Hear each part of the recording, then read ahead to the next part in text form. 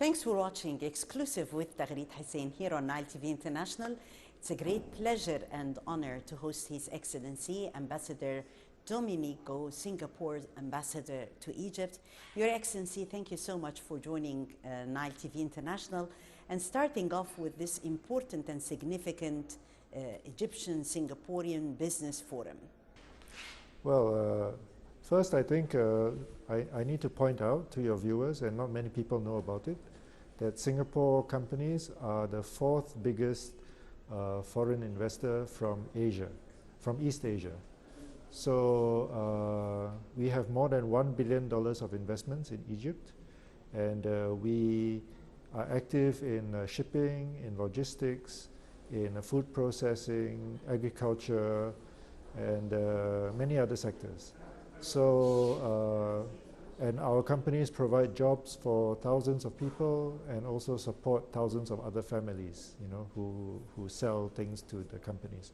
So I think we Singapore companies are doing well to support Egypt's economy and Egypt's development. So I thought it would be useful to organize this Egypt-Singapore Business Forum to let the people know that Singapore is doing big things for the Egyptian economy, and also to let the Singapore companies meet Egyptian businesses and companies to network, and also to meet various heads of departments of the Egyptian government, so that it makes it easier for them to do business. And our companies provide thousands of jobs and provide support to thousands more families of the farmers who supply the Singapore companies.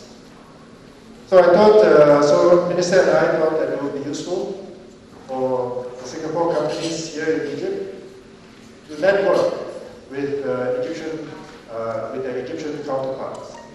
So this idea of the Egypt-Singapore Business Forum was formed, and I'm so happy that Minister Baid spare time from his busy schedule to be here.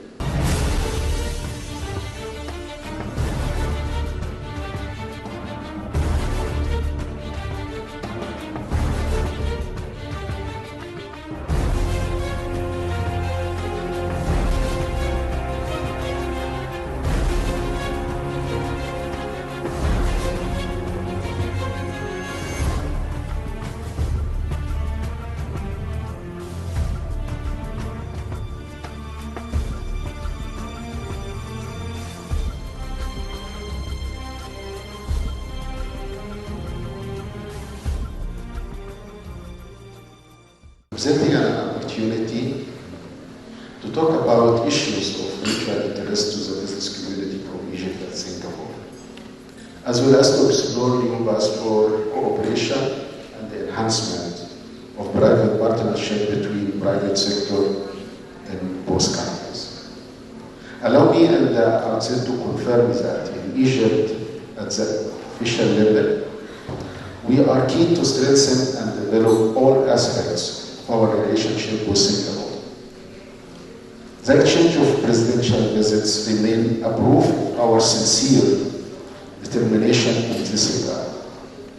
In addition, your presence and the investment in Egypt alongside our gathering this evening reflects the ties linking our countries since the launch of diplomatic relations in 1966. Egypt and Singapore enjoy distinctive bilateral relations. Yes, definitely, and our political relations are very strong. As you know, President Abdel Fattah al-Sisi went to Singapore in 2015, and this was to celebrate our 50 years of diplomatic relations between the two countries. And then the Singapore President, Dr. Tony Tan at that time, came to Egypt in 2016. So relations are very good, excellent at the highest levels. And just earlier this year, the Foreign Minister, Sameh Shukri, went to Singapore in March. And our Senior Minister, Mr. Teo Chee Hean, came to Egypt later. And then more recently, our Minister of Environment, Dr. Grace Fu, came to Egypt for the COP Summit. So I think our relations are excellent.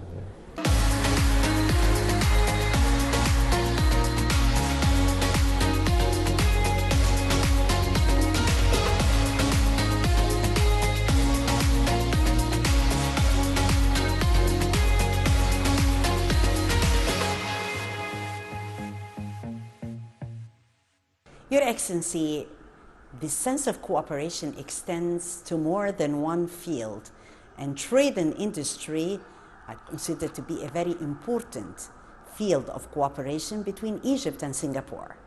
Yes, as we know, trade and industry is one of the most important sectors of cooperation, since we are the fourth biggest investor from East Asia. But we have also other areas of cooperation, such as in student affairs. For example, we have 250 students from Singapore studying in Al-Azhar. So this is a big community, and we thank Egypt, for looking after them and for all the friendships that they make. I mean, they really enjoy to be in Egypt, and they have told me many times that, if they have the chance, they would like to stay a bit longer in Egypt, just to make more friends and to understand the culture more.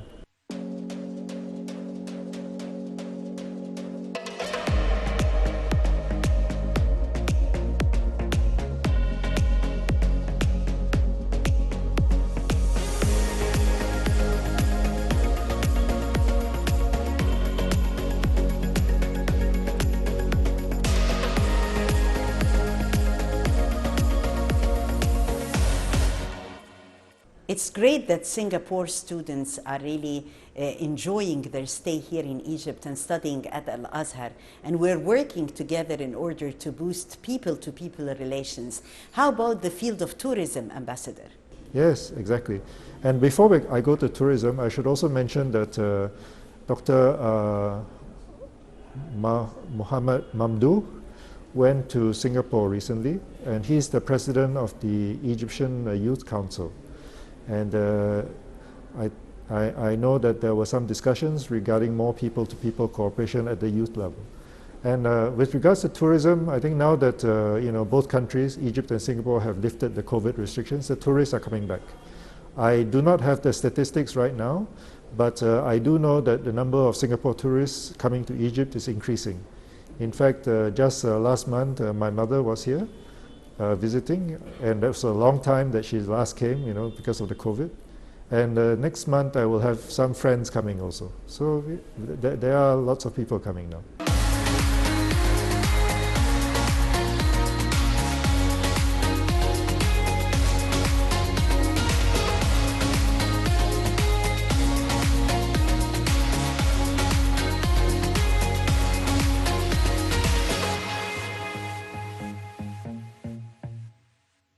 It's great to see this sense of movement, and talking further about the investment climate in Egypt and what sort of incentives that Egypt provides for Singaporean businessmen.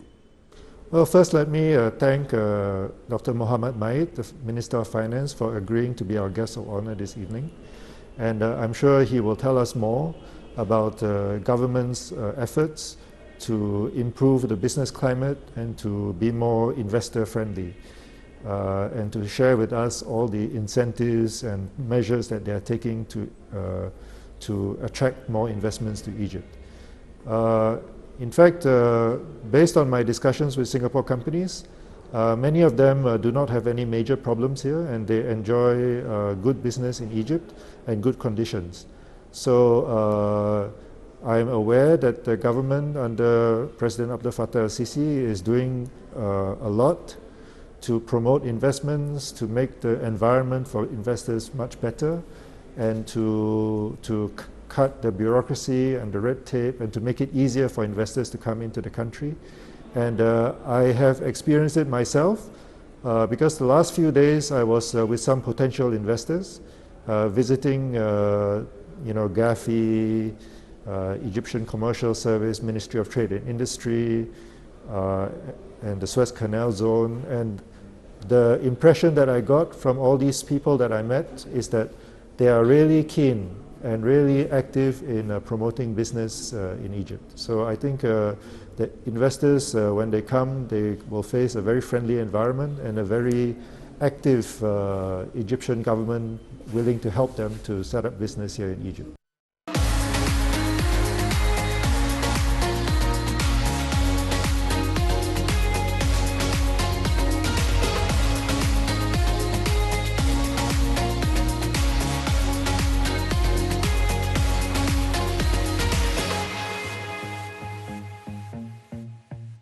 COP27 was definitely a great opportunity for brainstorming, for talking climate action, for talking further how can we explore solutions for planet Earth.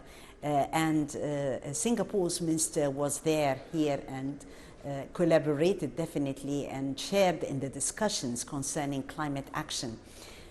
Let us talk further, Ambassador, about the fruits of COP27 and what's next, what's afterwards concerning the mechanism of work regarding fruitful success. It was really a great success in Egypt. Well, of course, COP was a great success, and it was good that the ministers reached an agreement, a late agreement, but still it was a great agreement, especially since the countries agreed to put loss and damage on the table. So this is a great victory for the developing world and for Africa and for Egypt in general. In terms of COP, I see that there are three tracks. First, there's the government track. There's the business track that is happening in all the pavilions outside of the negotiating room, and there's the civil society. The civil society will continue to raise awareness and to lobby for more action by the governments. I mean, that is the job of the civil society, to push the agenda. But what I find that most exciting is what is happening in the business sphere. Because in the business sphere, people are introducing new ideas, new technologies, new ways of doing business, and new ways of producing energy, of tracking carbon, of reducing carbon, of financing green projects. So I think all of these different tracks fit together and will help us to deal with the climate catastrophe.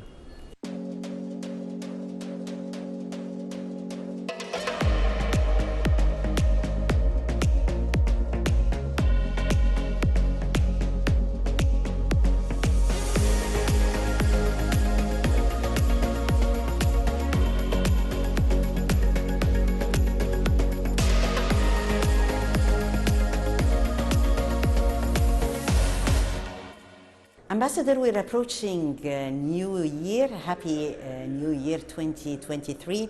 And definitely there are future prospects of cooperation between both countries, Egypt and Singapore. Yes, definitely. So I hope to see more Singapore businesses come to Egypt next year. I hope that we can announce some new investments in Egypt in the coming months. And I hope that we will have more ministerial visits from Singapore as well as from Egypt going to Singapore. So I think on the whole, I think we will have a good 2023. And also, of course, I hope for more tourists to come. Investing in the youth under the leadership of President Abdel Fattah al-Sisi, Egypt invests in the youth. The World Youth Forum had been a great opportunity for youth around the world to share ideas and opening new opportunities. How about this field of training youth and cooperation in that respect? Well, currently we do not have that. I mean, apart from the students who come to study at Al-Azhar, currently we don't have any formalized training mechanisms between Egypt and Singapore in terms of the youth and the people to people. But let us work on this, inshallah.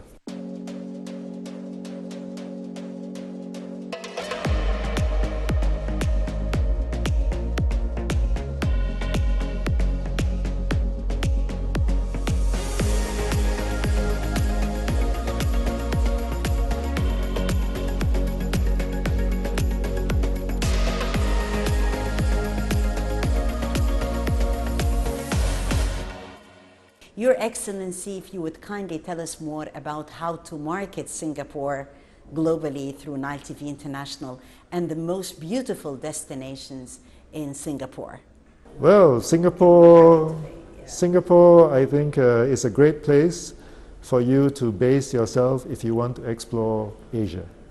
So in Singapore, you will find a very comfortable environment, safe, easy to get around, and great food, great shopping. And from Singapore, you have connections to all parts of Asia. So, I would say, don't just stop in Singapore and see the airport. come out and see the city and meet the people and taste our food. I think we have excellent food in Singapore. Excellency Ambassador Dominique Go, Singapore's ambassador to Egypt, thank you so much for joining Nile TV International. Always a pleasure, Ambassador. Thank you for this great interview. Thank you. And thank you, dear viewers, for joining us. That was exclusive with Taghreed Hussein, exploring Singapore, and long live our relations, Egypt and Singapore.